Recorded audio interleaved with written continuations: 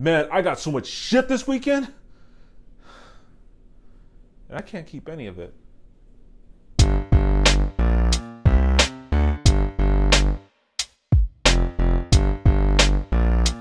I recently moved, so I no longer live in the area of San Diego and all the South Bay. I've moved a little bit more northeast.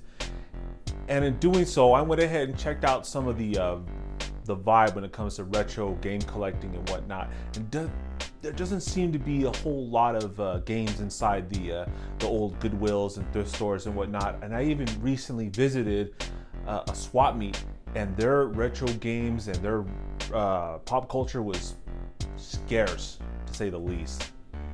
So it gave me an idea. What if I went into reselling, opened up my own booth, and had all my own pop culture collectibles and games and whatnot? I figured, hell, I could probably make a killing doing this. But I don't really have all the stock anymore.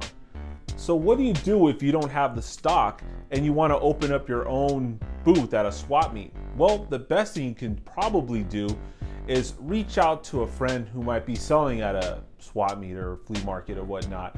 See if he's got any overstock or something that's considered expendable. You don't want to ask him for his high dollar stuff and then try to sell it at a place where things get stolen like all the time. You don't want to be responsible for that kind of stuff.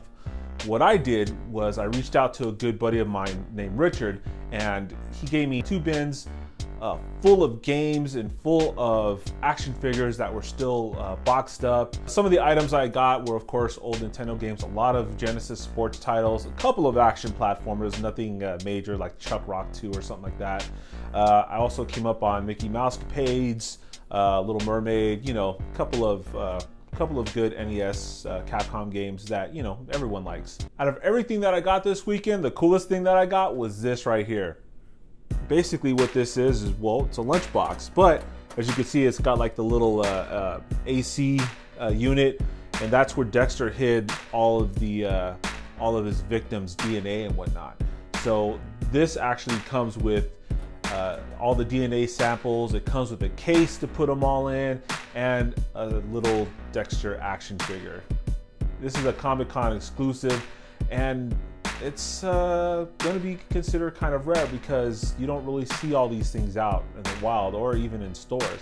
So something like $15 to $20 is not asking for too much. Now, if I was asking $60 or above, then I'm just crazy. Keep in mind, you're selling things at a swap meet. When people go to swap meets, they're not going in there with loaded pockets. Well, people like me, we don't go with loaded pockets. The reason why we go is because we're trying to save a few dollars on getting a couple things. So you gotta think like a buyer if you wanna be a good seller. Another thing you can do is just gather up all that old stuff that you have laying around your house, and I know you probably got a bunch of it, and then kind of price it first. I mean, the best way to price it is when you go on eBay. Yes, I did say that, eBay. But instead of going to the buy it now option or the bidding option, click the option that says sold products or sold items. Basically what it'll do is it'll tell you what people actually paid for the items that you're trying to sell. And it kind of gives you a ballpark of where to price it. Obviously, you don't want to price it at what the person paid for the most, because it probably is in a better condition than what you're selling it for. So you want to kind of go a little bit lower than that. So say for instance, you get a cartridge that's probably worth $20, but that cartridge might be complete and in a box with the instruction manual and whatnot. So if you have just a loose cartridge, you might want to go a little bit less than that. Perhaps I would say $15. Also keep this in mind, when you're selling things, people will haggle. So you want to go just a little bit higher. That way, when a person tries to talk you down, he comes into the actual price that you really want to sell it for, and then you two walk away happy. I hope these tips kind of helped you out in getting started. Now, when I go ahead and start selling at this swap meet, I'll go ahead and bring in a little bit more footage and, of course, talk a little bit more on customer interaction and just overall presentability of your booth. because those two things are actually key to selling. It's not always just the product, it's always the interaction as well. So until next time, peace out.